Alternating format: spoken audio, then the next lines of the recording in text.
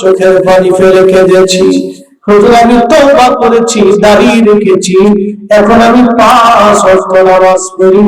চিৎকার করে জোরে বলবেন না ইয়া রাসূলুল্লাহ। হেদায়েতের মালিক কে? আল্লাহ। আমাদের হাতে কোনো হেদায়েত আছে?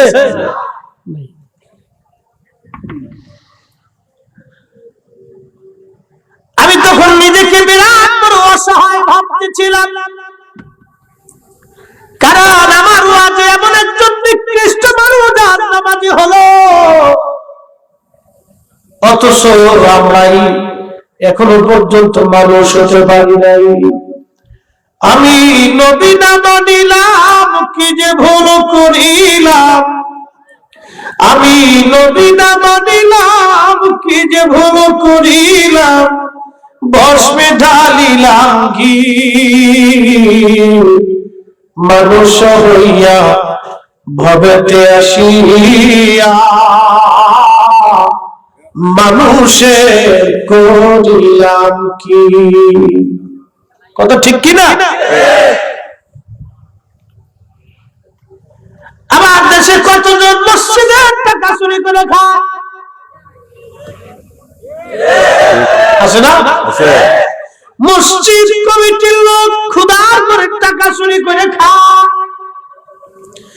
যেই লোক মসজিদের টাকা চুরি করে খায়, ওটা শুয়োরের চাইতে নিকৃষ্ট। আস্তে কেন জোরে বলে? ও মানুষ হতে পারে না, ও মানুষ না। ও মানুষ। কোন হিন্দুকেও যদি বলেন, হিন্দু তুমি মসজিদের টাকা নিয়ে যাও, বলবে না, ভগবান বেজার হবে। কি কথা বলেন? কারণ সে ভগবানকে ডরায়, আর মুসলমান হয়ে আল্লাহকে ভয় পাইও না। হায় হায় হায়, এরা কেমন মুসলমান! আর হযরতে বেলাল ছিল কেমন মুসলমান! কালেমার দাওয়াত আসছে, আশিক রাসূল বেলাল নবীর চেহারা দেখে মুসলমান হয়ে গেছে। আজকের দিনে মাহফিল সাজাইলেন, কোনো বাধা নাই। নির্দ্বিধায় ওয়াজ করতেছি, কোনো বাধা নাই। মসজিদ আজান হলো, আল্লাহু আকবার, আল্লাহু আকবার, কেউ বাধা দেয় না। এমন একদিন ছিল মসজিদে আজান দিলে গলা কেটে ফেলে দেওয়া হয়েছে। এমন দিন ছিল আজানের আওয়াজ দিলে হত্যা করা হয়েছে।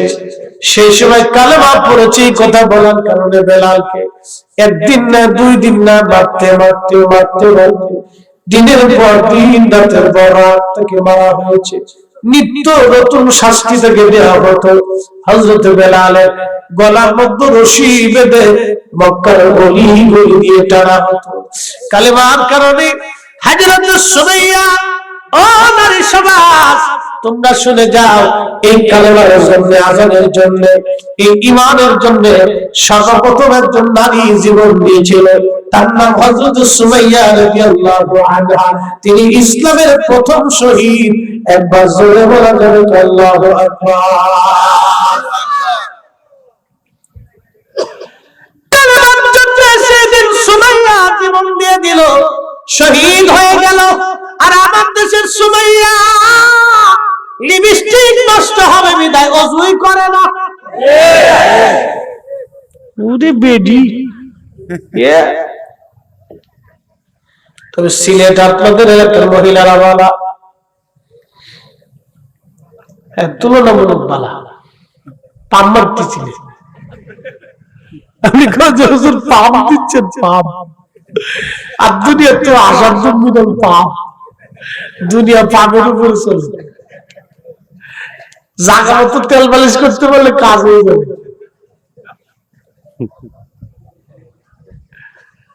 আর দুনিয়া তো আসার জন্য পাম। আল্লাহ নবী বলেছেন, উম্মতে 3 জায়গায় মিথ্যা কথা বলা যায়। 1 নাম্বার জীবন বাঁচানোর জন্য, 2 নাম্বার ভেজাল মীমাংসা করার জন্য, 3 নাম্বার নিজের স্ত্রীর খুশি করার জন্য। পাম মারা যায়, পাম মারা যায়, পাম মারা যায়। জোরে কন্যা মারহাবা, মারহাবা। এই জায়গা পাম মারতে না, আমরা তো শুনছিলাম বলতো ফেসবুকে ওই মেসেঞ্জারে অন্য ভিডিওতে পাম মারে।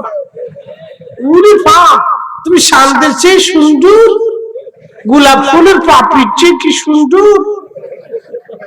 বেডি ফার্ম শুনে বেডি একবার শিশুই কাছে গেছে, ওরে বাপরে বাপ, ভালোবেসে শেষ করে ফেলছে একবার, কিচ্ছু না, সব লেতে ফেতে বেডি করে পান মারলি খুশি হয়। নারী জাতি আপনাদের আজকে সালাক বানাই দিয়ে যায়, ফার্মে খাইতেন না কিন্তু। হ্যাঁ, আল্লাহ নবী বলছে তোমার স্ত্রীদেরকে তোমরা প্রশংসা করো, বেশি বেশি ভালোবাসা দাও। পৃথিবীর মধ্যে একজন ব্যক্তি বিবিকে প্রশংসা করতে যায়, বিপদে পড়ছিল, তার নাম হযরত খলিফা হারুন রশিদ রাহমাতুল্লাহ আলাইহি। খলিফার বিবিটাও ছিল সেরকম বউ, সারা রাত এমন কোন রজনী নাই খলিফা হারুন রশিদের বিবি তাহাজ্জুদ নামাজ না পড়তো, রাজকোষ থেকে কোনো অর্থ করে নিত না, আর টুপি সেলাই করে সংসার চালাইতো, রুটি রুজি কিনে খাইতো, টুপি সেলাই করে সে সংসার চালাইতো। একমত জোরে বলো জোরে কি মারহাবা, আরে জোরে একসাথে, ঠিক আছে। অল্প নিতেছে একটা না, অল্প নিতেছে 8টা বাজে, ঠিক কিনা? অল্প নিতেছে 8টা বাজে, 1টা বাজে।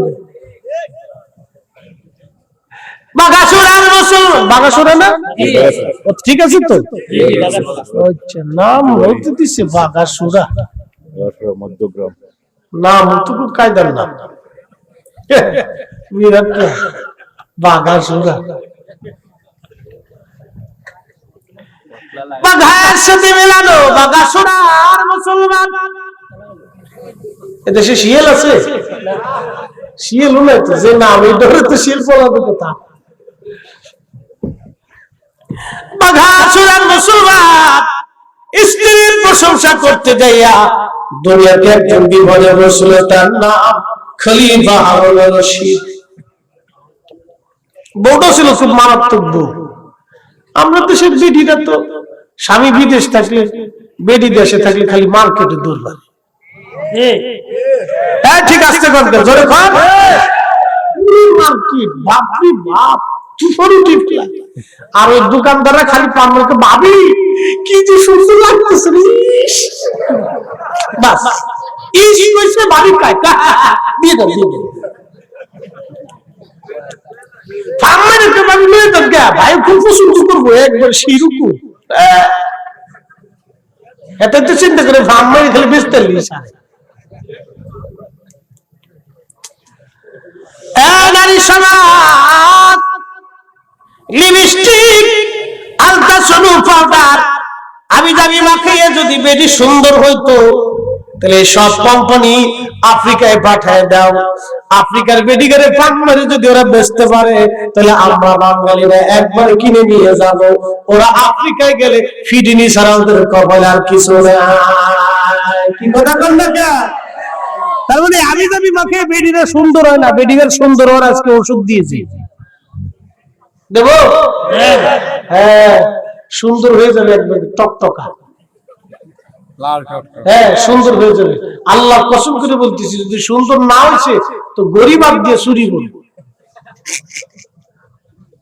বেটিটা আছে না মরে গেছে? আছে না? শুনে যাবে, খালি পান খায়, বেটিটা পান খায় কেন? এই যে পান খাচ্ছি, একবার টুপলা করে পান দিয়ে রেখে ধুমছে, একবার চালাচ্ছে গেলি পান, কদ্দুর খাইতে পান খায় বেটিরা, সুন্দর হবে কি চাচা? ও নারী সমাজ সুন্দর হয়ে যাবেন। আমার যুবতী বন্ধের প্রথম সবকের নাম পর্দা, 2 নম্বর সবকের নাম নামাজ। যে নারী পর্দা এবং নামাজের মধ্যে থাকে, ওই নারী আল্লাহর পক্ষ থেকে সুন্দরী হয়ে যায়। একবার জোরে বলা যাবে কে মারহাবা। এরকম নাই, কমে গেছে, নাই আগে। তো জুবাইদা আর হারুন রশিদ দুইজন প্রাসাদের ছাদে বসে গল্প করতেছে। তো স্বামী স্ত্রী খুব মিশিং মুশিং, এই আপনার সেটিং চুটিং মারতেছে। আমরা দেশে পোলা করতে গেলে অন্য বেডির দিক সেটিং শুরু, ওটা জায়গা মতো সেটিং মারছে। আমার বাপ দাদা যারা ছিল তারা জায়গা মতো সেটিং মারছে, আরে আমাদের পোলাপান খালি উল্টে পাল্টা সেটিং মারে। হ্যাঁ, কি কথা বল না কা, সব সিস্টেম উল্টে গেছে। কাজী সামনে জিজ্ঞেস করেন, কাজী বিয়ে পড়েন কেমন? যেমন বিয়ে পড়ে তেমন সারাচ্ছি। সারাচ্ছির কারণ কি? সব মোবাইলের দোষ। বেডির কোনো দোষ নাই, বেড়াবের দোষ নাই, সব মোবাইলের দোষ। কি মেম্বার সাহেব কথা ঠিক না? তোমরা সালিশ দরবার করে ওরা যাবে, সব মোবাইলের দোষ। তালাক হলে কি হয়? আল্লাহ নবী বলেছেন কিয়ামতের একটা আলামত তোমরা শুনে যাও, পৃথিবীর মধ্যে তালাকের সংখ্যা বাড়বে, এত পরিমাণে তালাক বাড়বে, এটা কিয়ামতের আলামত। তালাক হলে কি হবে? ওই বেডিরও কোনো লজ নাই, বেডারও কোনো লজ নাই। বেডা আর একটা বিয়ে করবে, বেডি আর এক জায়গায় বিয়ে বসবে। তবে একটা কথা মনে রাখবেন, প্রথম বউয়ের মতো, প্রথম স্বামীর মতো এমন প্রেমিক আর নাই। এইটা মনে রাখেন। আর এক বেডি যতই আনেন ওই ধাক্কা ধাক্কি চলে, আর এক বেডার লোকে বিয়ে বসে ও ধাক্কা ধাক্কি চলবে। ওই বেডি কয় তুমি কেমন বেডা বুঝি না, আগের বসে লেগেছে। আরে বেডা কয় তুমি কেমন বেডি বুঝি না, আগেরটা সাইডে চলে আইছো। এই যুদ্ধ লেগে গেছে, ঠিক গুতাগুতি গুতাগুতি, শান্তি নাই, শান্তি নাই রে পাগল, শান্তি নাই। সুখ নাই রে, সুখ পরাণের পাখি, দুটি জানিয়া গেলে হরিগঞ্জে থাকি, আমার সুখ নাই রে। গান যদি আমার বউ শুনে তাহলে আমার খাওয়া বসবে নাই। একদিন এক শয়তানে করছে কি, আমার বোন নাম্বার কেমনে জুগাইছে, এক বেডি ফোন দিয়ে কয় হুজুর আমি বিয়ে করছি। আমি তখন মাহফিল টাফিল করে এই মাধবপুরের সেমকো পাম্পে আমার খুব মহিবিন ওই ম্যানেজার সাহেব ওনার ওখানে ঘুমাইতেছি। আমি আর সেদিন রুহুল আমিন সিদ্দিকী সাহেব, আমরা দুই বন্ধু মানুষ এক জায়গায় এক বিছনায় ঘুমাইতেছি। আল্লাহর কি সাহায্য! এই সময় হঠাৎ করে সকাল 9টার সময় আমার ফোন দিয়ে আমার বউ কাঁদতেছে। কি ব্যাপার, কি হয়েছে? হঠাৎ করে আমি ঘুমতে উঠছি, আমার পার্সোনাল নাম্বারে ফোন দিচ্ছে। কান্দো কেন? তুমি কই? আমি তো ঘুমাইতেছি। তুমি কই? তুমি আরেক জায়গায় বিয়ে করে এক বেরিয়ে হয়ে গেছো। আমি তো দুনিয়াতে আছি, আমার শরীরে কাপড় জড়িয়ে গেছে, কম কি তুমি?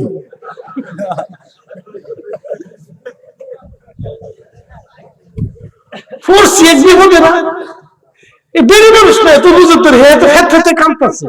আমি সর্বনাশ, কান্তি কান্তি যদি স্টক করে ফেলে তো এক জ্বালা। হুজুর বউ মেরে ফেলেছে, সারা দেশে এসে অন্য বিটিরা আর আমার সাথে বিয়ে বসবো না, হুজুর বউ মেরে ফেলে, বিপদ না? পরে আমি দিশে পিছিয়ে না পেয়ে যাবো, থামো। আমাকে যে ফোন দিছে এই ফোন নাম্বার দাও, আর যে রুহুল আমিন সিদ্দিকী সাহেব আমার বন্ধু মানুষ, সে পাশে শুয়ে রয়েছে, তার সাথে কথা কও। দেখো কোন বউ নিয়ে ঘুমাই রয়েছে। দুদিন একদিন ঘুমাইতেছে, আল্লাহর কি মেহেরবানি, শয়তানের সুযোগ পেয়েছে না। পরে হাতে ধরে কয় ভাবি আপনি মন খারাপ করেন না, আমরা একসাথে ঘুমাই রয়েছি, শয়তানি করতেছে, নাম্বারটা দেন। আমি শেষে বলছি যে থানায় যাও, আমি থানায় বলে দিতেছি, ডিবির ওসি সাহেব আছে, তার কাছে যায় নাম্বারটা দিয়ে একটু সাইজ করে দাও। আমার থানায় যায় ডিবির ওসি বলে দিছি যে ভাই একটু দেখেন তো আপনার ভাবি রেখে কি করতেছে। পরে দৌড়ে দিয়ে কাজ আমি তো দিছি।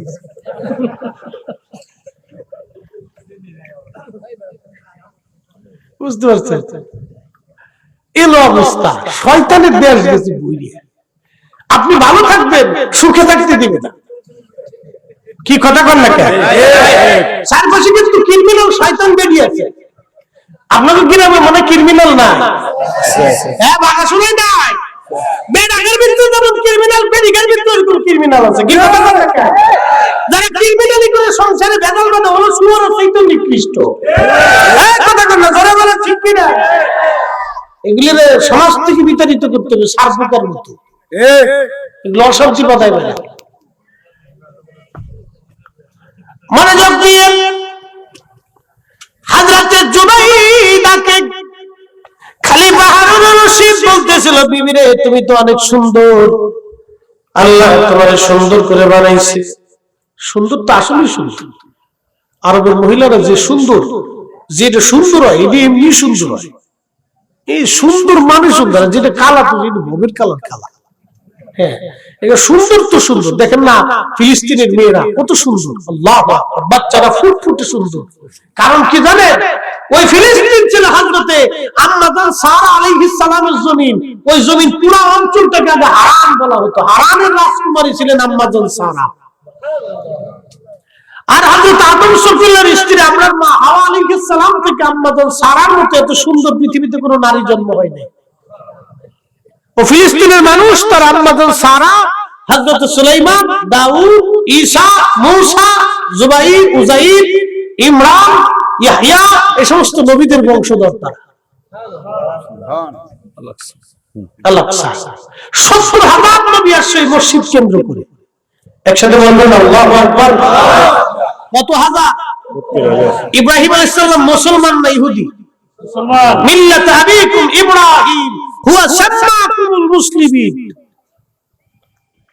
ইব্রাহিম আলাইহিস সালাম মুসলমান, তার ছেলে হযরত ঈসা আলাইহিস সালাম মুসলমান, তার ছেলে ইয়াকুব আলাইহিস সালাম মুসলমান, তার ছেলে ইউসুফ আলাইহিস সালাম মুসলমান, হযরত সুলাইমান মুসলমান, দাউদ মুসলমান, মূসা মুসলমান, হারুন মুসলমান, ঈসা মুসলমান, ইয়াহইয়া মুসলমান, উযাইর মুসলমান, হযরত ইমরান মুসলমান, সব নবীরা মুসলমান। ৭০,০০০ নবী আসছে, সবাই মুসলমান ছিল। অতএব বাইতুল আকসা মুসলমানের সম্পদ। এটা আগামীতেও মুসলমানের, এখনো মুসলমানের, আগেও মুসলমানের। এটা কোনো ইহুদি খ্রিস্টানদের সম্পদ না। কথা বলেন ঠিক না বেঠিক? আজকে আপনাদেরকে একটা জিহাদে নামাই দিয়ে যাই, পারবেন? ইনশাআল্লাহ। ইনশাআল্লাহ কইছেন, অস্ত্র নিয়ে নামা লাগবে না। চালাইতে পারেন? পারেন না তো, সবাই পারেন না, হলো শিখেছি। চালাইতে পারেন না, খুব মনোযোগ দিয়ে। এই যুদ্ধ নামাচ্ছি না, আপনাদেরকে আরেকটা যুদ্ধ শিখাচ্ছি। সে যুদ্ধের নাম, ইসরায়েলের একটা পণ্য আছে, এটার নাম পেপসি, কোকা কোলা।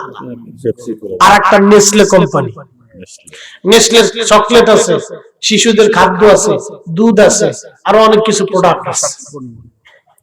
আজকে আপনাদেরকে একটা যুদ্ধে নামাই দিয়ে যাই, দেখি ইমানের জোর কতদূর আছে। বাইতুল আকসার জন্য ফিলিস্তিনের নারীরা জিহাদ করে, বাইতুল আকসার জন্য ফিলিস্তিনের যুবকরা জিহাদ করে। কারণ এই ফিলিস্তিনের ইসরায়েলের দখলদার, তারা রোহিঙ্গাদের মতো, তাদেরকে ওইখানে জায়গা দেওয়া হয়েছিল। তারা আজকে ওইখানে জায়গা নিয়ে 10 লক্ষ ফিলিস্তিনিদের বাড়িঘর দখল করেছে, জমি জমা দখল করেছে, মুসলমানদেরকে অত্যাচার করতেছে, তাদের হত্যা করতেছে। আমরা ফিলিস্তিনি মুসলমানদের স্বাধীনতার পক্ষে।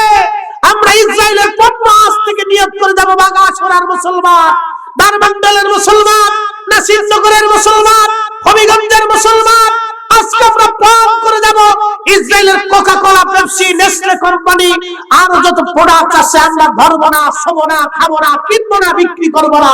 হাত উঁচা করে বলেন রাজি আছি না? না।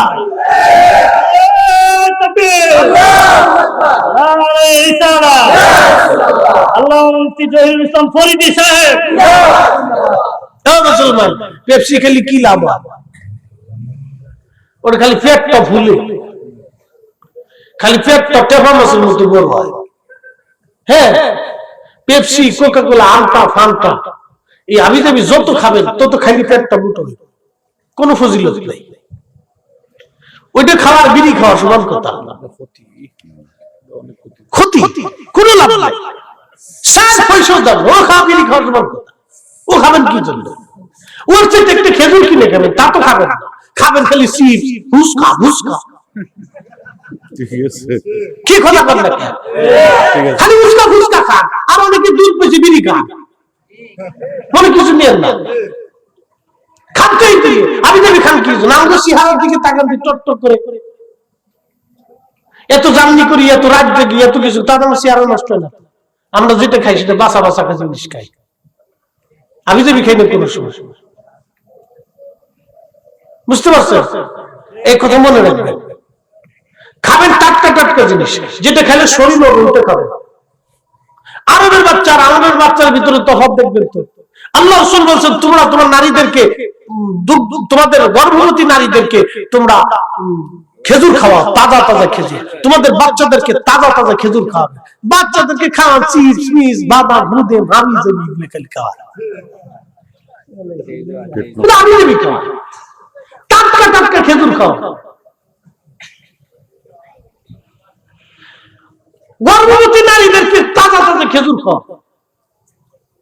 বাচ্চা হৃষ্টপুষ্ট হবে, নারী শক্তিশালী হবে। এখন আজকে একটা আপনাদেরকে বুদ্ধি দিয়ে যাই, বিয়ে থা যারা করেন নাই তারা রেডি হন, যারা করে ফেলছেন তারাও সচেষ্ট থাকেন, আর যারা পোলাপন হয়ে গেছে তাকে আর কই লাভ নাই।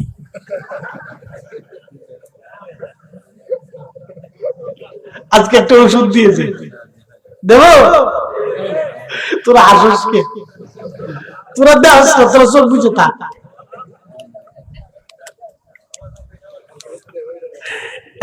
মুরব্বীরা, যুবকরা, নারী ভালো খাইলে বাচ্চা সুস্থ হয়, নারী পুষ্টিকর খাবার খেলে বাচ্চার পুষ্টি হয়, নারী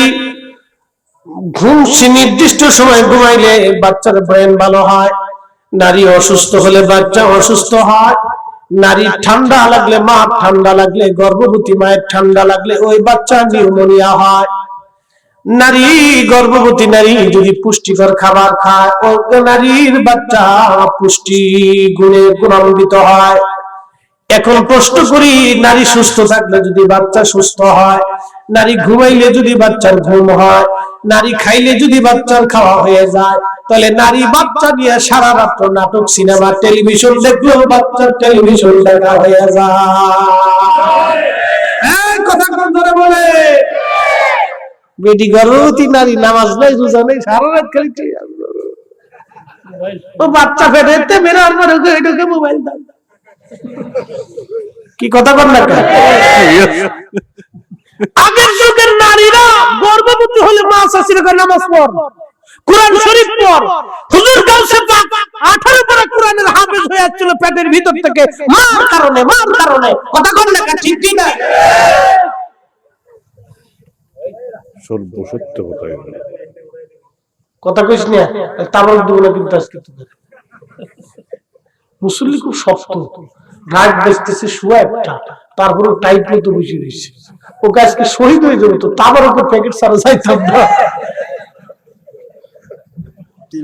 ঠিক আছে, চলবে সারা রাত, জোরে জোরে সারা রাত, ইনশাআল্লাহ। রাত্রে থাকা লাগবে না, নেকি লেখা হয়ে গেছে, ওর বাড়ি চলে যা, নেকি লেখা হয়ে গেছে। আল্লাহর খুব অভাব পড়ছে না, আল্লাহ খুব কিপটে, আপনি নিয়োগ করার সাথে লেখা হয়ে গেছে। কিরামান কাতিবিনা ইয়ালামুনা মা তাফআলুন।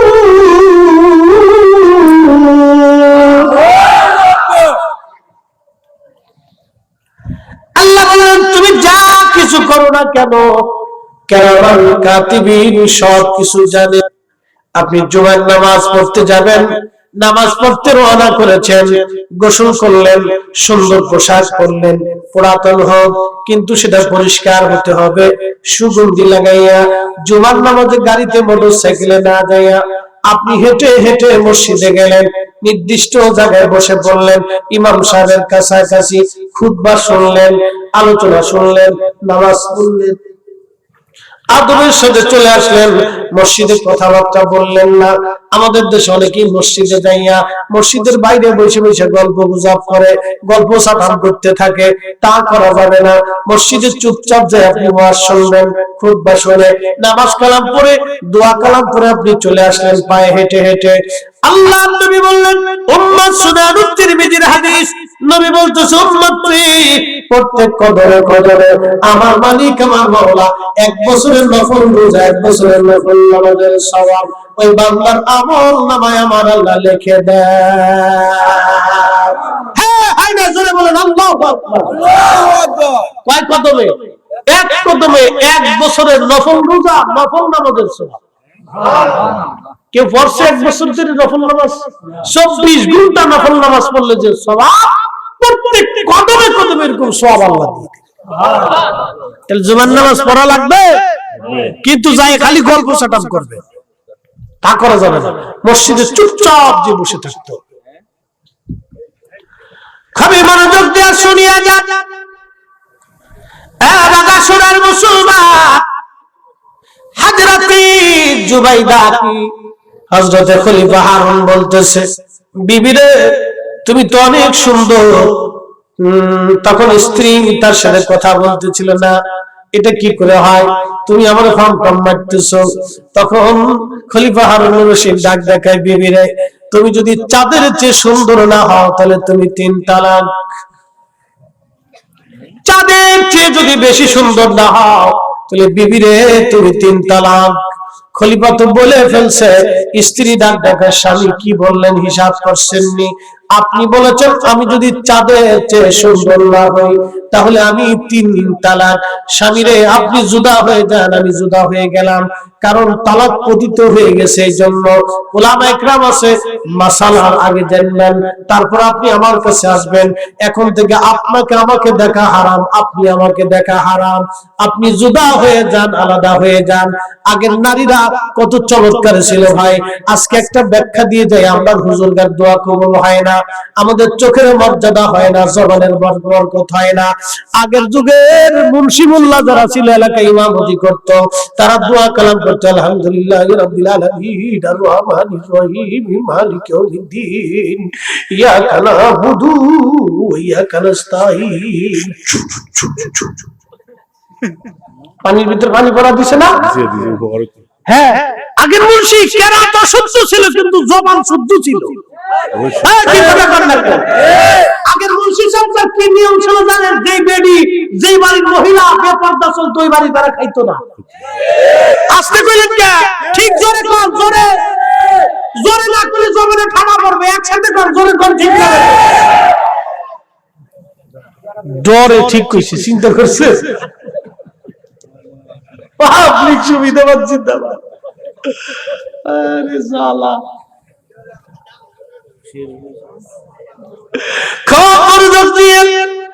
আগের মুন্সি চাচা ছিল জবান ঠিক, কেরাত ছিল না ঠিক, কিন্তু জবান ছিল শুদ্ধ। এখন আমরা হুজুররা এই যে পড়ি, আলহামদুলিল্লাহি রাব্বিল আলামিন আর রহমানির রহিম মালিক ইয়াউমিদ্দিন ইয়্যাকা না'বুদু ওয়া ইয়্যাকা নাস্তাঈন।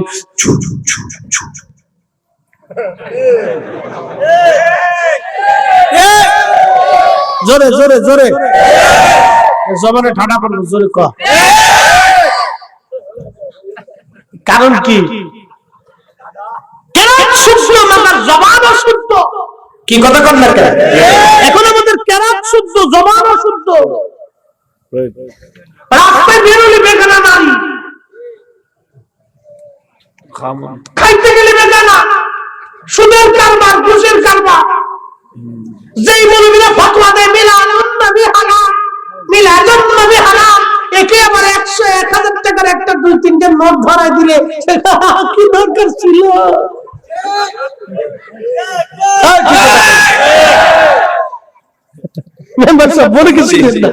আমি তো ঢাকার খতিব, আমার মসজিদে 4 ফজর মুসল্লি প্রত্যেক জুমাতে 30-35 হাজার টাকা প্রত্যেক জুমাতে উঠে। বুঝতে পারছেন? খালি ব্যাগ কালেকশন, হাত কালেকশন, উপস্থিত এটা উঠে।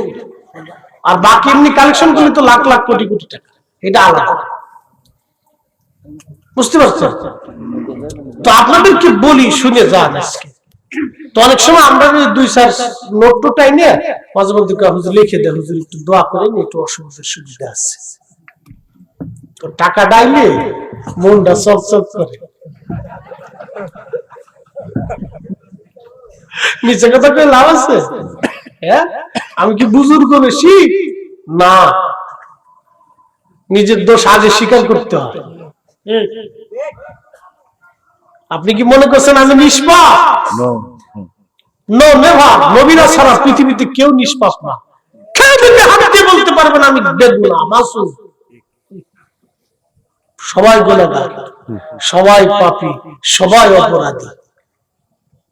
মনে রেখে মুসলমান, তারপরে একটু ভালো মন্দ দিয়ে দুনিয়া কেউ বেশি কেউ কম। টাকার নোট একটু চকচক আসলে আমাদের মন চকচক হয়ে যাও, দোয়া আল্লাহ বেহেশত দিয়ে দাও।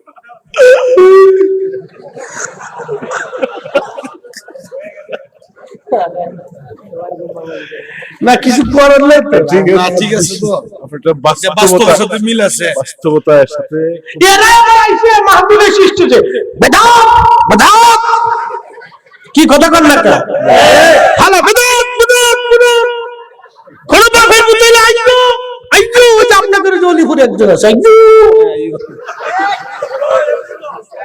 হ্যাঁ কি কথা কর না কা, আমরা এখানে দাও তো না, আমরা দেশ আমরা বুঝতে পারছো শিক্ষের পর এমন বাপ হয়েছে যে বিরাট বড় বুজুর্গ।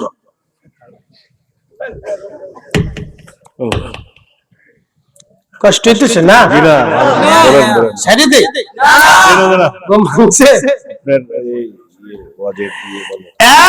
মুসলমান। মিলাদ শরীফের পক্ষে আজকে এমন একটা কথা বলে দিয়ে যায়, সারা জীবন মনে রাখবেন। 5 মিনিটে একটা কথা। বিশ্ববিখ্যাত একজন ইমাম ছিলেন, তার নাম মোল্লা আলী কারি মাক্কি হানাফি হারুবি। উনি ইমামুল হারামাইন আশ-শরীফাইন, 2 হারামের ইমাম, মক্কার ইমাম, মদিনার ইমাম মোল্লা আলী কারি মাক্কি হানাফি রাহমাতুল্লাহি আলাইহি। ওই জামানার এমন একজন মুহাদ্দিস যিনি 1 লক্ষ হাদিস ওনার মুখস্থ ছিল। একবার জোরে বলা যাবে কি মারহাবা? কেউ যাবেন না, একটু বসে, আমি আপনাদেরকে নিয়ে 15-20 মিনিটে শেষ করে দেব, কারণ বেশি রাত করে কষ্ট দেওয়া যাবে না। আমি ওয়াজে কোনো ফাঁক ফোকর দিই না, এটা আমার অভ্যাস, আদত অনেক আগে থেকে। আমি ওয়াজ যা করি একবারে পারফেক্ট ডাইরেক্ট অ্যাকশন, ধম ধাক্কা মেরে দিই। হ্যাঁ, গুলি যেটা করবো কোনো মিস হবে না। 10 রাউন্ড ছাড়ছিলাম, 10 রাউন্ডের 5টা লাগছিল, 5টা লাগে না, তখন কাঁচা কাঁচা তো, বুঝতে পারছেন? এম আমার ঠিক আছে, জীবনে যেটা এম করছিলাম সেটা সেই এমই লাগছে। আমার এম খুব মারাত্মক, একবার শিয়ালের চোখের মতো, একবার দেখলে মনে করেন যে ও করে দিতে পারি। খুব মনোযোগ দিয়ে আমি যা ওয়াজ করি সব কাঁচা কাঁচা করি, বাকি ঝুঁকি আমার কাছে নেই। একসাথে বলে তো আল্লাহু আকবার, খুব মনোযোগ দিয়ে। মোল্লা আলী কারি মাক্কি হানাফি হারুবি এত বড় একজন মুহাদ্দিস ছিলেন, পৃথিবীর সব আলেমরা বলছে উনি জমানার মুজাদ্দিদ। বহুবার আল্লাহর নবীর সাথে স্বপ্নে জিয়ারত হয়েছে, শুনলে খুশি হবেন। পবিত্র মিলাদুন নবীর পক্ষে একখানা কিতাব উনি লিখে গেছেন, আল মাউলিদুর রাবি ফি মাউলিদিন নবী সাল্লাল্লাহু আলাইহি ওয়াসাল্লাম। এই কিতাবের মধ্যে তিনি একটা ঘটনার উল্লেখ করেছেন। ভারতীয় উপমহাদেশে তৎকালীন সময়ে বিশ্ববিখ্যাত একজন আল্লাহওয়ালা ব্যক্তি ছিলেন, তার নাম হযরত খাজা মাহমুদ বাহদাবনী নকশবন্দি রাহমাতুল্লাহি আলাইহি। নকশবন্দিয়া তরিকার এক উজ্জ্বল নক্ষত্র ছিলেন তিনি। খাজা মাহমুদ বাহদাবনী নকশবন্দি সুদূর উজবেকিস্তান বুখারা থেকে দিল্লি এসেছিলেন কালেমার দাওয়াত দেওয়ার জন্য। আহা, তখন এই জমিনের সম্রাট ছিল সম্রাট হুমায়ুন। হুমায়ুন জানতে পারলো হুজুর আসছে, আল্লাহ বলে একজন আল্লাহর ওলি। হুমায়ুন বৈরাম খানকে ডাক দিয়ে বলল, বৈরাম তুমি একটু তাড়াতাড়ি যাও, আল্লাহর ওলি খাজা মাহমুদ বাহদাবনী নকশবন্দি রাহমাতুল্লাহি আলাইহি কে আমার দরবারে, রাজ দরবারে একটু দোয়া করাও। হুজুর দোয়া করলে আল্লাহ আমাদেরকে বরকত দিবে। তার মানে বোঝা গেল আগের রাজা বাচ্চা যারা ছিল তারা আল্লাহর ওলিদেরকে মহব্বত করত। এখন তার কথা একটু নেতা কথা হইলে এই আমি মসজিদের দলে যাইয়া আল্লাহ ওলিদের বিরুদ্ধাচরণ তোমরা যারা করো, তোমাদের মতো 2 নেতা কথা দিয়া এই জমিনে কোনো আল্লাহর ওলিদের শান নষ্ট হবে না। আমরা সুন্নিরা যতদিন সজাগ আছি ততদিন শাহজালালের গানে শাহজালালের জমিনে চলবে। হাত উঁচা করে বলেন ঠিক না ঠিক?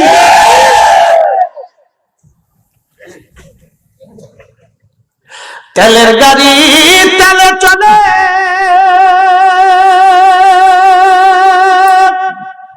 হাওয়ার গাড়ি হাওয়ায় উড়ে,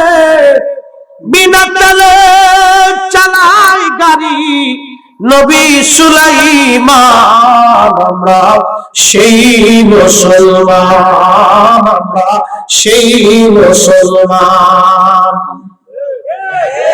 কথা কর না কা মসজিদে জুতা চুরি করে।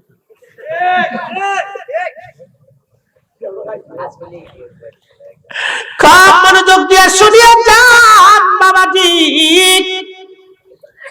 হযরত খাজা মাহমুদ বাদাওয়ালিকে দাওয়াত করা হলো। বৈরাম খান যা বলতে যে হুজুর সম্রাট হুমায়ুন আপনাকে রাজ দরবারে দাওয়াত করেছেন দোয়া করার জন্য। কত বড় আল্লাহ বলা তারা ছিলেন দেখেন। বৈরাম খানকে ধমক দিয়ে বলে, বেটা যাও তোমার বাচ্চাকে যায়া বলো মাহমুদ বাদাওয়ালি নকশবন্দি রাজা বাদশার দরবারে ধন্না দেয় না, রাজা বাদশার বাড়িতে সে দাওয়াত নেয় না, কারণ রাজা রাজ্যদের টাকার ভিতরে মানুষের রক্ত লাগা থাকে। আল্লাহু আকবার। ধমক দেখে যাও তো রাজাকে যাব মাহমুদ বাদাওয়ালি দাওয়াত নেয় না। তো তাদের একই কিন্তু মজবুত ছিল, আমরা 2000-5000 টাকা আমরা নফস নষ্ট হয়ে যায়, আর তারা রাজা বাদশার দরবারে দাওয়াত নেয় না।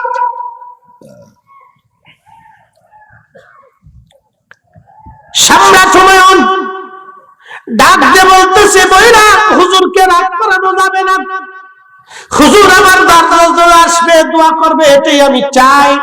বিনয়ের সাথে হুজুরকে জিজ্ঞাসা করো কি করলে হুজুর আসবে। দেখেন আগে রাজা বাদশারা ওলিদেরকে কিভাবে ভয় পাইতো, কি করলে হুজুর আসবে বলো। মা বৈরাম খান ডাক দিয়ে বলতেছে, হুজুর কি করলে আপনি যাবেন। আল্লাহ ওলি ডাক দিয়ে বলল, বৈরাম তোমার রাজাকে বলো যদি রাজ দরবারে মিলাদ শরীফের ইন্তজাম করে, আমি নবীর ইজ্জতের দিকে তাকাইয়া নবীর মহান মিলাদে শরীক হইয়া আমি দোয়া করে আসবো, তবু রাজার কারণে যাব না, আমি নবীর মিলাদের কারণে শরীক হব। একবার জোরে বলা যাবে আল্লাহু আকবার। না না জোরে বলেন না ইয়া রাসূলুল্লাহ। এরা মিলাদ শরীফের পক্ষে ছিল। এখন কি আইসে বেদাত আর 2-3 লাখ লোক দিল, ওইগুলো আমরা দেখার সময় নেই ভাই। হ্যাঁ কি কথা কর না, ওইগুলোর দিকে তাকানোর টাইম আমাদের নাই, সময় নেই। মূল আলোচনায় ফিরে যাই, ওয়াজ শেষ করে দিব মনোযোগ দিয়ে। সম্রাট বাদশাহ হারুন রশিদ বলে ফেলছে স্ত্রী কা জুদা হয়ে যান, আলাদা হয়ে যান, আলেম ওলামা ডাকেন ফতোয়া দিক। তখনকার আলেমরা তো বিরাট বড় বড় আলেম ছিল, ইসলামী চিন্তাবিদ। খলিফা হারুন রশিদ ইরাকের বাগদাদের তখন তো রাজধানী, বিদ্যার রাজধানী ছিল ইরাকের বাগদাদ। পৃথিবীর সব বড় বড় আলেমদেরকে ডাকলেন, জিজ্ঞেস করলেন বলেন তো কি করা যায়। আলেমরা সবাই বলল, বাদশাহ মনে কিছু নিয়েন না, আপনি বলে ফেলেছেন স্ত্রী 3 তালাক হবে, তালাক পতিত হয়ে গেছে, আপনি স্ত্রী থেকে জুদা হয়ে যান, আপনি স্ত্রী থেকে জুদা হন, আপনার স্ত্রীকে আরেকজনের কাছে হিল্লে দিতে হবে। বাদশার বউ কার কাছে হিল্লে দিবে বলেন তো। জুবাইদা কান্নাকাটি, খলিফা বিমর্ষ হয়ে গেলেন, আহা কি বলে ফেললাম, আমার এত সতী সাধু স্ত্রী, তাজ্জুব গুজারি বিবি, কোথায় আর পাবো স্ত্রী বলেন তো। দেশে তো বউ কোনো অভাব নাই, কিন্তু নামাজি বউ কয়টা। কি কথা বললেন যুবক, আপনাদেরকে বলতেছি সারা জীবন শুনে রাখবেন, কোন স্ত্রী যদি পরহেজগার হয়, নামাজি হয়, পর্দানশীল হয়, তার চেহারা যদি খারাপও থাকে, আল্লাহ কসম করে আপনাকে বলে দিয়ে যাচ্ছি এই স্ত্রীর মতো কোন স্ত্রী আপনি পাবেন না। ওকে আপনার জীবনের সবকিছু থেকে বেশি ভালোবাসবেন, ও আপনার জীবনের সবকিছুকে মূল্য দিবে, ও আপনার জীবনের সবকিছুকে আমানত ঠিক রাখবে। না হলে ওই টিকটক ভিডিও একটা ধরে নিয়ে আসলে ও টিকটক করতেই থাকবে। বুঝতে পারছেন? পরামর্শ দিয়ে গেল। অনেক স্ত্রীর চেহারা ভালো না হলে কষ্ট দেয়, বেয়াক্কেল কোথাকার। নামাজি পর্দানশীল স্ত্রী কত মানুষের জীবনে ভাগ্যে জুটে না জানো, এটা নসিব লাগে। হ্যাঁ নসিব লাগে। খারাপ মনোযোগ দিয়ে খলিফা হারুন রশিদ বিরাট বিমর্ষ, চিন্তায় চিন্তায় রাজকাজ ছেড়ে দিয়েছে। একদিন চিন্তা করে করে খলিফা হারুন রশিদ নদীর পাড়ে রাস্তার ধারে চুপচাপ হাওয়া খাচ্ছে, মনের দুঃখ নিয়ে বসে আছে। কোন রাজকার্য আর সে করে না, মন বেজার। কয়েক মাস খলিফা হারুন রশিদ বসা, রাস্তা দিয়ে এক যুবক আলেম আসতেছে। সালাম দিয়ে জিজ্ঞেস করলেন, কে গো আপনি? বলে, আমি দেশের খলিফা। মন বেজার কেন? বলে, বেটা রে, এত আলেমরা যা পারলো না তোমার কাছে বলে লাভ কি? এত বড় বড় হাস্তিরা যার সমাধান দিতে পারে নাই, তোমার মতো শুকনা ছেলের কাছে বলে লাভ কি? বলে, হুজুর আপনি বলেন দেখি কোন সমাধান দিতে পারি কিনা, কারণ সিংহের দরজায় ইঁদুরেরও দরকার হয়। এই জন্য নিজেকে সর্বসর্ব বাবা ভালো না, সবারই দরকার। এই জন্য প্রতিবেশীরা মিলেমিশে থাকবেন। গরিব প্রতিবেশী হলো তার খোঁজ খবর নিবেন। পয়সা লয়ে গেলে তো গরিব মানুষের দিকে আবার ফিরি তাকায় না। কি কথা বল না? টাকা হয়ে গেলে মানে গরিব মানুষের প্রতিবেশীর দিকে ফিরে তাকায় না। এটা না, কে দিন আপনাকে শিখিয়েছে ৭০,০০০ বছর নামাজ পড়লেও জান্নাত হবে না যদি প্রতিবেশী ক্ষুধার্ত থেকে ঘুমায়? মনে রেখে রেখে ৪০ বছর শিখলে দিলেও কাজ হবে না যদি প্রতিবেশী না খেয়ে ঘুমায়। ১০০০ বছর মাকাম ইব্রাহিমে নামাজ পড়লেও কাজ হবে না যদি প্রতিবেশী না খেয়ে ঘুমায়।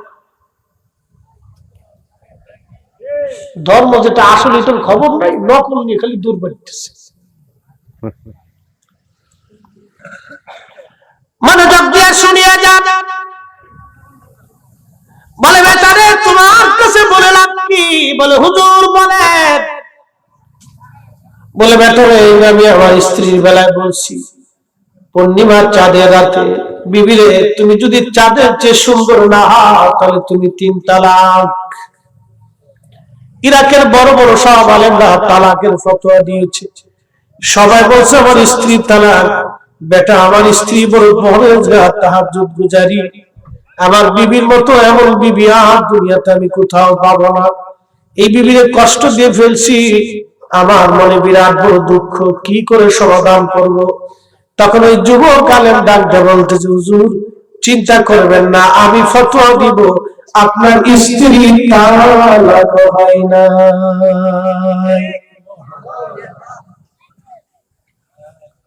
ঘুমাইছে তালাকের দোষ হইতেছে।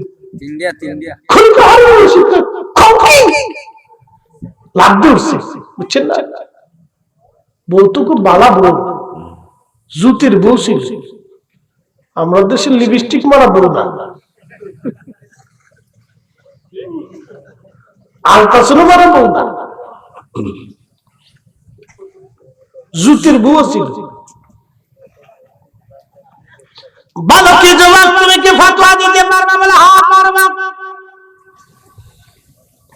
ঠিক আছে, কিভাবে তুমি ফতোয়া দিবা? যুবক বলা। যুবক আলেম ডাক দিয়ে বলতেছে, হুজুর যারা আপনার বিবির বিরুদ্ধে ফতোয়া দিল তালাক হয়ে গেছে, আগামীকাল মাগরিবের নামাজে শাহী মসজিদে আমি যাব, আর আপনি নিজে থাকবেন। আগামীকাল মাগরিবের নামাজ আমি পড়াবো, আর সব আলেমরা আমার পিছনে নামাজ পড়বে। আপনি নিজে হুকুম দিবেন, মাগরিব আমি পড়াবো, মাগরিবের নামাজের পরেই আমি ফতোয়া দিয়ে দেব, আপনার বিবি তালাক হয় নাই।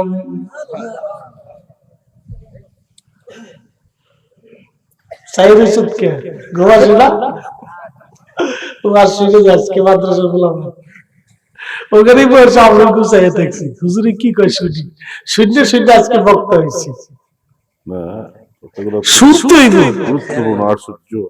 শুনতে না শুনলে বক্তা হয়ে না। এম থাকতে হবে। আমার জীবনের টার্গেট ছিল আমি হবো, আমি আজকে হয়েছি। টার্গেট থাকতে মনোযোগ দিয়ে ওই যুবক আলেম ডাক দিয়ে বলতেছে, মাগরিব আমি পড়াবো। বলে, ঠিক আছে যুবক আসো। খলিফা হারুন রশিদ পরের দিন মাগরিবের নামাজের সময় আগে ঘোষণা দিয়েছে, কালকে আমার এক মেহমান আসবে। সব আলেমরা যেন কালকে মাগরিবের নামাজ অবশ্যই শাহী মসজিদে আদায় করে। ওই মেহমান কালকে নামাজ পড়াবে মাগরিব, তারপরে সে ফতোয়া দিবে আমার স্ত্রী বলে তালাক হয় নাই। সব আলেমরা কয় এটা আবার কেটা? বলবো আলেম যারা কে লোকটা কে তাহলে? আচ্ছা ঠিক আছে, আসুক তো। তখনকার দিনে এক একজন আলেম কত ছিল জানেন? লক্ষ হাদিসের হাফেজ। এক লক্ষ হাদিস মুখস্থ না হলে তার মুহাদ্দিসই কয়। আল্লাহু আকবার বলবেন না? তখনকার দিনে এক লক্ষ হাদিস মুখস্থ না হইলে তারে মুহাদ্দিসই বলে না। এত বড় বড় আলেম, আরে সারা দুনিয়াতে 5000 হাদিস মুখস্থ আছে এরকম আলেম খুঁজেই পাবেন না। কি ঠিক আছে না? তাই তো বুখারী শরীফের হাদিস পাওয়া যায়। যদি 5000 হাদিস মুখস্থ থাকে তো বুখারীর হাদিস পাওয়া যায় তাকরা 7000 প্লাস। তো বুখারীর হাদিস পাওয়া যায়, মুহাদ্দিস পাওয়া যায়, বুখারীর হাফেজ নাই তো তাও নাই। এই যুগে নাই, এই যুগে নাই। তাহলে আগের যুগের আলেমরা মিলাদুন নবীর পক্ষে ফতোয়া দিয়ে গেছে, এই যুগের মৌলবীর ফতোয়া মানার টাইম নাই। এই কথা বল, জোরে বল, জোরে বল, জোরে বল। আপনাদের কাছে একটা সূত্র দিয়ে যাই, ইসলামের দেশে আনছে কিনা শাহজালাল রহমাতুল্লাহ আলাইহি না? এটা কি মিথ্যা? উনি যদি এইভাবে নামাজ পড়তেন তাহলে এই দেশের 18 কোটি মানুষ 800 বছর ধরে এইভাবে নামাজ পড়তো। উনি এইভাবে পড়ছে দেখে এই দেশের 800 বছর ধরে এইভাবে নামাজ পড়তেছে। কথা কর জোরে কর। উনি নামাজে আস্তে আমিন বলছে যে দেশের 18 কোটি মানুষ 800 বছর ধরে এইভাবে নামাজ পড়তেছে।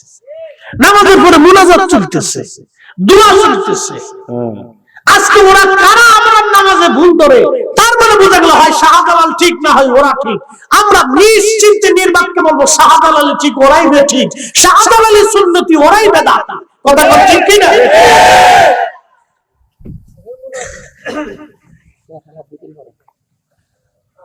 বেতের এক রাকাত বানিয়েছে, কি সুরের সুর।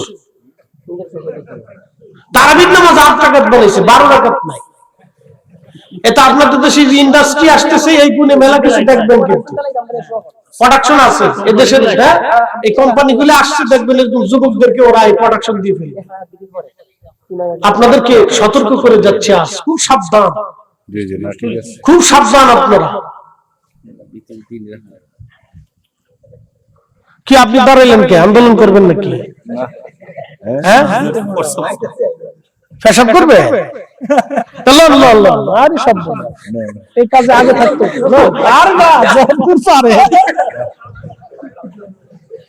শীতের রাখতো। আমরা যতদূর খুশি যা আজকে বসে শেষ করে ফেলা।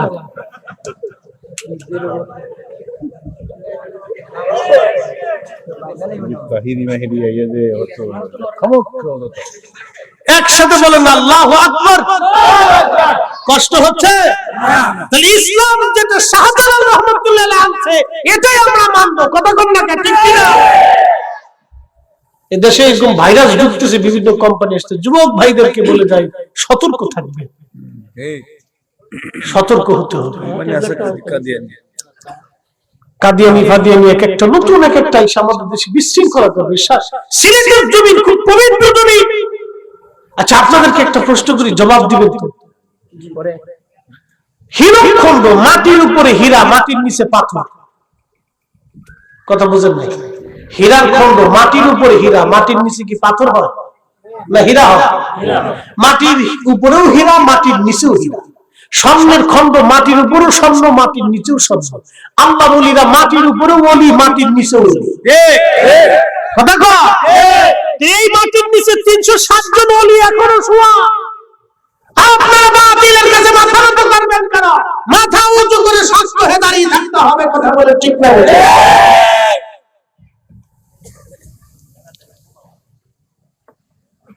খুব মনোযোগ দিয়ে জবাব আলেম পরের দিন গেছে নামাজ পড়ানোর জন্য। নামাজ পড়াইতে খলিফা ঘোষণা দিলেন, আমার একজন মেহমান আজকে মাগরিবের নামাজ পড়াবে। আমার স্ত্রী জুবাইদার ব্যাপারে আপনারা ফতোয়া দিয়েছিলেন, আমার স্ত্রী 3 তালাক হয়েছে।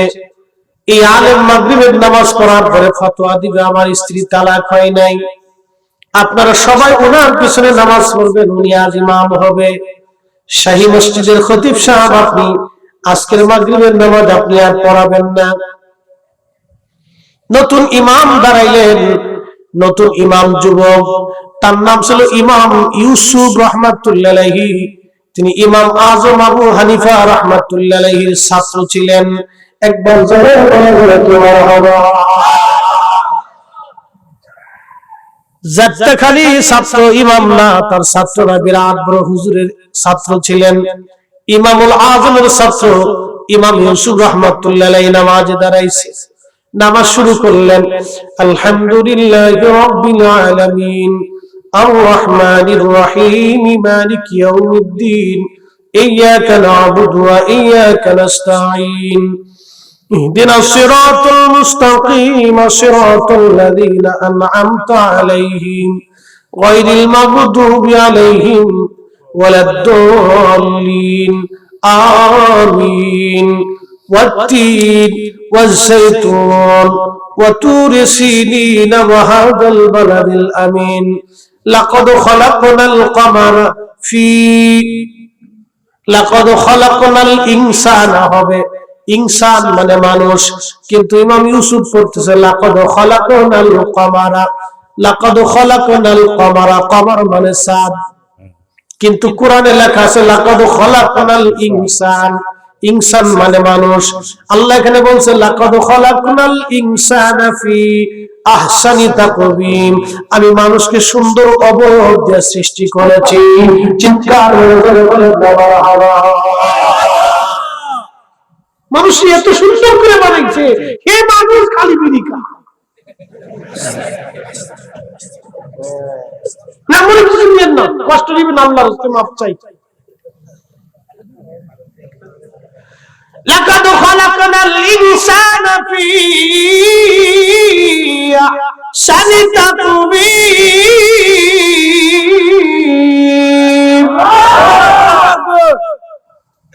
ইমাম ইউসুফ পড়তেছে লাকাদ খালাকনাল কমারা ফি, পিছন দিক থেকে তাকবীর, আল্লাহু আকবার, মানে ভুল হইছে, তাকবীর এসেছে ভুলে তো, আল্লাহু আকবার। আবার পড়তেছে লাকাদ ওয়াত্তিনি ওয়াজ-যাইতুন ওয়া তুরি সিনিনা ওয়া হাদাল বালাদিল আমিন লাকাদ খালাকনাল কমারা ফি, পিছন দিক থেকে আবার তো আল্লাহু আকবার। খলিফা চিন্তা করে ওরে হুজুর ধরে নিয়েছি আজকে, সূরা 3 এর ভিতরে আমার বউর তালাকের কি ফতোয়া দিবে? আরে আমার বউ গেল, ইজ্জত গেল। খলিফা মনে করতে চিনতে না, আমার বউ অর্ধেক শেষ।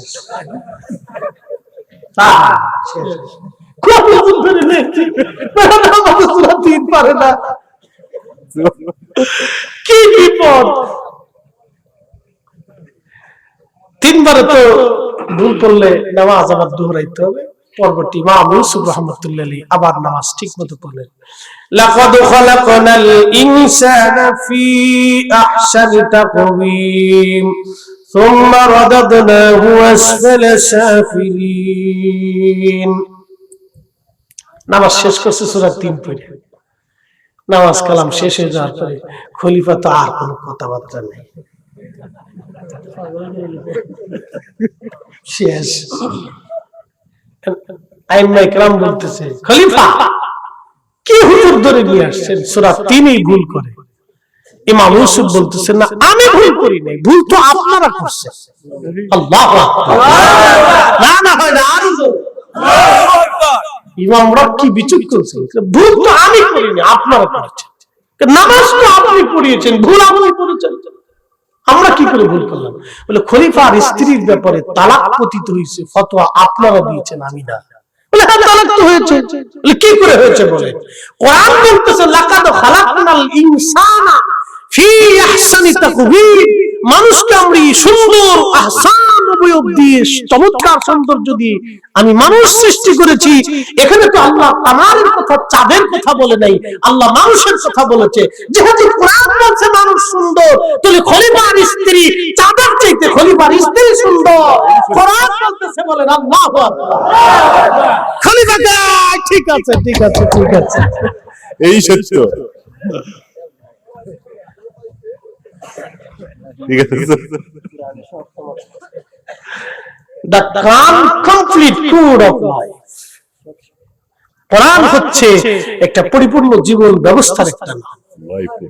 আইম্মে کرام কোরআন শরীফ থেকে এইভাবে উসুল বের করতে। ওয়াজ শেষ, বিয়ে থা যা করবেন বিদেশি যে করে হচ্ছে। টিকটক পেয়ে বিয়ে করার দরকার নাই, ওটা যত সুন্দরী হোক ও সুলা করা মাসি ভেন ভেন ভেন ভেন করে, ওর ভিতরে নাই কিছু। মন খারাপ করে না, নারীরা হয়তো ভাববে হুজুর আমাদের বিরুদ্ধে ওয়াজ করে যাচ্ছে। না, আমলের বিরুদ্ধে 60 পয়সার দাম বেলালের ওয়াজ করে লাগবে আজকে।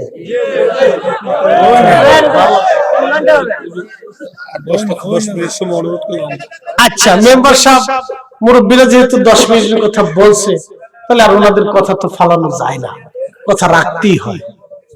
তো যা হোক, আমি বেলালের ওয়াজটা একটু করেই শেষ করব, কিন্তু এই ওয়াজটা শুনতে হলে এখন আর হাসির দিকে যাওয়া যাবে না, মনটা নরম করতে হবে, কারণ এটার ওয়াজটাই সম্পূর্ণ আলাদা। আমি জীবনে যতবার করেছি ততবার ইখলাসের সাথে করছি। আল্লাহর কসম করে বলি, এই ওয়াজটায় আমি কখনো ধোঁকা দিইনি, আমি আমার নিজেকে ধোঁকা দিইনি। কারণ আমি এই ওয়াজটা যখন করেছিলাম তখন অত্যন্ত ইখলাস, রাসূলের মুহাব্বত নিয়ে করছিলাম। আমার চোখের পানিতে কোনো বাহানা ছিল না, আমি কোনো অভিনয় করিনি। আমি আমার পীরের দরবারে যেদিন ওয়াজটা করেছিলাম দাঁড়িয়ে, ওই স্টেজে একজন মানুষ কাঁদতে কাঁদতে মারা গেছে। আমার জীবনের একটা মকবুল ওয়াজ, আল্লাহ রাসূলের কদম মুবারকে, এটা আমার পক্ষ থেকে ভিক্ষার নজরানা, তাছাড়া আর কিচ্ছু দেওয়ার মতো নাই। ওই ওয়াজ শুনতে শুনতে স্টেজে মারা গেছে। সেই লোকের জানাজা পড়িয়েছিলাম এশার নামাজের সময়, লক্ষ লক্ষ মানুষ। খুব ভাগ্যবান ব্যক্তি ছিল, কাঁদতে কাঁদতে ওই অবস্থায় মারা গেছে। রাসূলের ইশকে কাঁদতে কাঁদতে মারা গেছে। আহা, কত বড় ভাগ্যবান ব্যক্তি! আমার জীবনে এত ভাগ্যবান ব্যক্তি দেখিনি। রাসূলের ইশকে কাঁদতে কাঁদতে মারা গেছে। প্রিয় মুসলমান, হযরত বেলালের ওয়াজ কি করে করব? 10টা মিনিটে শুনে যান। পৃথিবীর মধ্যে একজন ব্যক্তি যিনি দিল উজাড় করে নবীকে ভালোবাসতেন, চেহারা ছিল কালো কিন্তু মনটা ছিল তার আলো। এত সুন্দর মনের অধিকারী হযরতে বেলাল। কত পিঠের চামড়া গোশত বেলালের উঠে গেছে, তারপরও নবীর কদম হযরতে বেলাল ছাড়েন নাই। মসজিদে নববীতে নবীর মুয়াজ্জিন হলেন বেলাল। আহারে, 5 ওয়াক্ত আযান দিতেন বেলালের। আযানে এমন মধুর সুর ছিল, এমন লাহান ছিল বেলালের আযানে। একটা মদিনার সাহাবী আযানটা পড়ার সঙ্গে সঙ্গে ঘরে আর থাকতে পারতেন না। আজ সেই কোরআন আছে আগের মতোই, আবু বকরের মতো পাঠক নেই। আজও সেই আযান আছে আগের মতোই, বেলালের মতো মুয়াজ্জিন নেই। আজও সেই মুসলিম আছে আগের মতোই, আবু বকর, ওমর, উসমান, আলী নেই। আজও সেই হযরত বেলাল নবীর মুয়াজ্জিন আযান দেন। বহুদিন নবীর সহবতে থেকে থেকে ভালোবাসা এত প্রকট হলো, এত পরিমাণে বেশি হলো, আল্লাহর নবীর ইন্তেকাল মোবারক হয়েছে। অনেক লম্বা ওয়াজ, সাহাবীরা বরদাস্ত করতে পারেন নাই। হযরত ওমরের মতো সাহাবী তলোয়ার টেনে ঘর থেকে বের হয়ে গেছে। কেউ যদি বলো নবী মরে গেছে, আমি তার শরীর থেকে মাথা আলাদা করে ফেলবো। আরে সাহাবীরা পাগল পাড়া। হযরত বেলাল কথা বলে না কারোর সাথে, নীরব বোবার মতো পড়ে আছে। হযরত বেলাল বললেন, সাহাবীরা রে, নবী নাই, আর আমি আজকে থেকে আযান দিব না। ইন্তেকালের পর থেকে কোনদিন বেলাল আর আযান দেন নাই। সাহাবা একরাম বহু অনুরোধ করলেন। ইমাম কিরমানি শারহে বুখারীর মধ্যে লেখেন, আল্লামা ইমাম তাকিউদ্দিন সুবকি রাহমাতুল্লাহ আলাইহি আশ-শিফাউস সাকামের মধ্যে তিনি লেখেন, আল্লামা শাইখ আব্দুল হক মুহাদ্দিস দেহলভী রাহমাতুল্লাহ আলাইহি মাদারিজুন নবুওয়াতের মধ্যে লেখেন, বেলাল আর কোনদিন আযান দেন নাই। আবু বকরের কাছ থেকে বিদায় নিয়ে সিরিয়ায় চলে গেলেন। অনেক লম্বা ওয়াজ। একদিন বহু রজনী ঘুমোচ্ছিলেন বেলাল, স্বপ্নের ঘরে দেখেন রাহমাতুল লিল আলামিন তাশরীফ এনেছে। বেলালকে ডাক দেয়া বলে, বেলাল, কেমন জুলুম তুমি আমার সঙ্গে শুরু করছো? কতদিন হলো বেলাল তুমি আবার জিয়ারতে আসো? বেলাল রে, আয় আয়, তাড়াতাড়ি আয়, আমি নবীর জিয়ারতে আয়। বেলালের মতো আশিক যদি আমি হইতাম, বেলালের মতো আশিক যদি আমি হইতাম,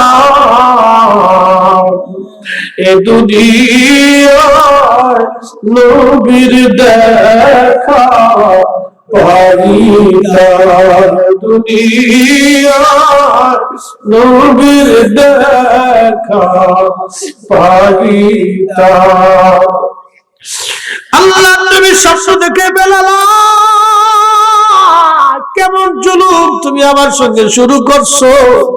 বেলাল, আমি নবীর জিয়ারতে। একজন সাহাবী কেমন করে নবীর ভালোবাসা দিলে আমার নবী স্বপ্ন দেখে ডাকতে গেছে। হযরত বেলাল ঘুম ভাঙিয়ে দূর মারছে মদিনায় পড়ে। সিরিয়া থেকে মদিনা বহু দূর। এই বহু দূর রাস্তা অতিক্রম করে বেলাল তাহাজ্জুদের সময় রওজা শরীফ কাঠের জালি মোবারক দিয়ে ঘিরে রাখা ছিল। বেলাল জালি মোবারকের সঙ্গে মাথা থেকে কাঁদে আর বলে, হুজুর, গোলাম আসতে বলেছিলেন, গোলাম হাজির হয়ে গেছে। গোলামকে আসতে বলেছিলেন, গোলাম হাজির,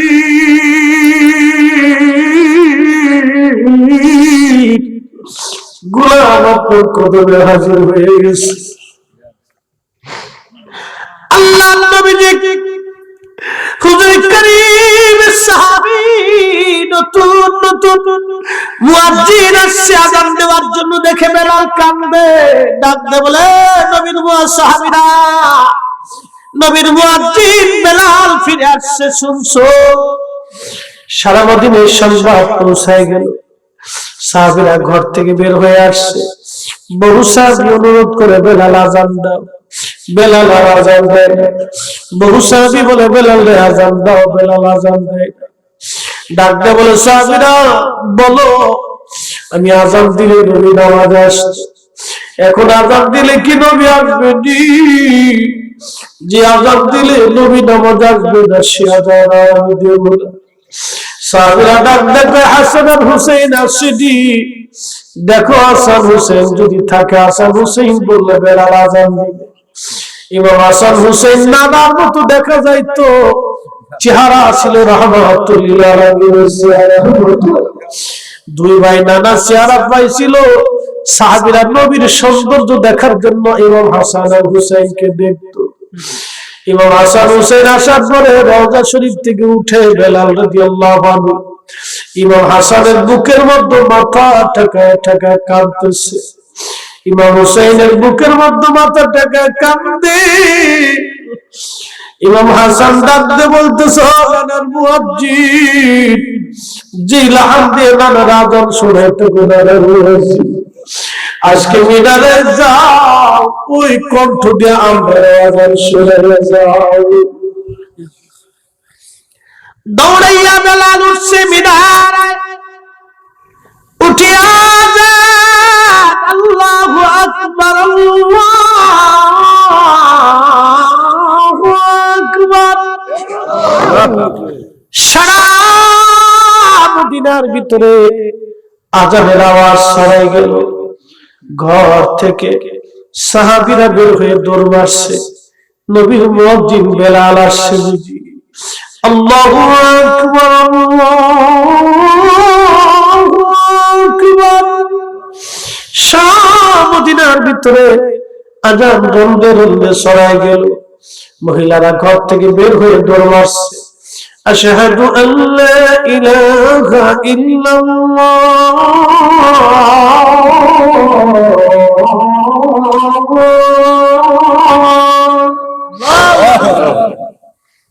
সারা মদিনার রন্দে রন্দে আযানের বাড়ি চলতেছে। ঘর থেকে নারীরা, শিশুরা, বাচ্চারা বের হয়ে দৌড়ায় আর কাঁদে। আর একটা আওয়াজ আসে, নবী কি ফিরে আসেনি, নবী কি ফিরে আসেনি, নবী কি ফিরে আসেনি, নবী কি ফিরে আসেনি। হযরত বেলাল যখন আযান দিল, আশহাদু আন্না মুহাম্মাদার রাসূলুল্লাহ,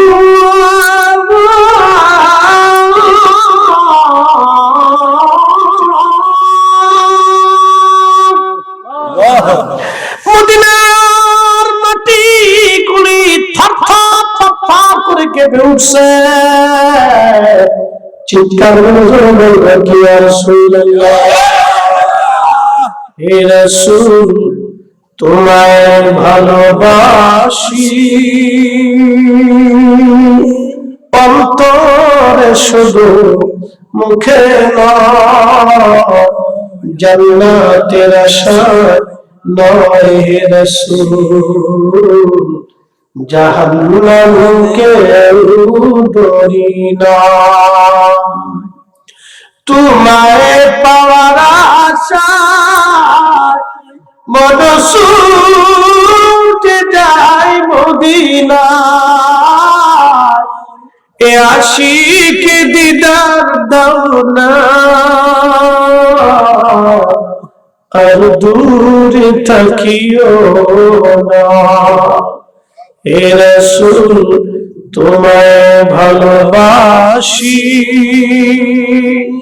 অন্তরে শুধু, মুখে নয়, জান্নাতের আশায় নয় হে রাসূল, জাহান্নামকে ডরি না। ও হবিগঞ্জের নাসিরনগরের মুসলমান বাবাজি, মধুপুরের মুসলমান, শুনিয়া যান, পৃথিবীতে কারো আযানের জমিন কাঁপে নাই, আর কোনদিন কারো আযানের জমিন কাঁপবে না। ওই দিন হযরত বেলালের আযানে মদিনার মাটিগুলি থরথর থরথর করে কেঁপেছিল। তার মানে এমন হালত মদিনাতে হয়েছিল গো, নবীর ইন্তেকালের পরে এত পরিমাণে কান্না, মদিনাতে আর কখনো আওয়াজ আসে নাই। সারা মদিনাতে কান্নার আওয়াজ ছিল। সারা মদিনার মানুষ গুনগুন গুনগুন করে কাঁদতেছিল। কতজন কেঁদে কেঁদে হুঁশ হারিয়ে ফেলেছিল, কতজন বসে বসে কেঁদেছিল, চলতে পারে নাই। মদিনার মাটিগুলি থরথর থরথর করে কেঁপে উঠল। বেলালের হুঁশ ফিরে আসার পরে রওজা শরীফের পাশে বসে বসে কাঁদে আর বলে, হুজুর, গোলামকে আসতে বলেছিলেন, গোলাম আসছে। আযান দিছি, নবী আপনি নামাজে আসেন নাই। আগে আযান দিলেই আপনাকে নামাজে পাইছি। সুন্দর চেহারা দেখে নিজের দুঃখ গুলি বলে থাকছি। হুজুর, আজ আজান দিছি, আপনি আসেন। যে আজানে নবী নামাজ আসবে না, আমি আর কোনদিন এই আজান আর দিব না গো নবী। মনে দুঃখ, মনে রিয়া, বেলাল চলে গেল, আর কোনদিন ফিরে আসে নাই মদিনায়, আর কোনদিন ফিরে আসে নাই। কারণ ছিল মদিনার দৃশ্যগুলি দেখলে বেলাল সহ্য করতে পারত না, রওজা শরীফ দেখলে বেলাল সহ্য করতে পারত না। তার বাস্তব প্রমাণ আমি নিজে দেখেছি। বাংলাদেশ, ভারত আর পাকিস্তানের অনেক গরিব হাজি আছে যারা মক্কা মদিনায় যাওয়ার পরে মদিনার থেকে ফিরে আসার সময় এমন ভাবে কাঁদে আর বলে, হুজুর আমি গরিব মানুষ, আর কোনদিন হয়তো মক্কা মদিনায় আসার সুযোগ হবে না, কোনদিন বুঝি আর জমিনে আসার সুযোগ নাই। রওজা শরীফ যত সময় পর্যন্ত দেখে হাজি কাঁদতে থাকে, কাঁদতে থাকে। এই জন্য রাসূলের ভালোবাসাটা কখন কার কলিজায় আসবে আমরা কেউ বলতে পারি না। তুমি মোদের আশার আলো, তাই তো তোমার বাসি বলো, তুমি মোদের আশার আলো, তাই তো তোমার বাসি বলো।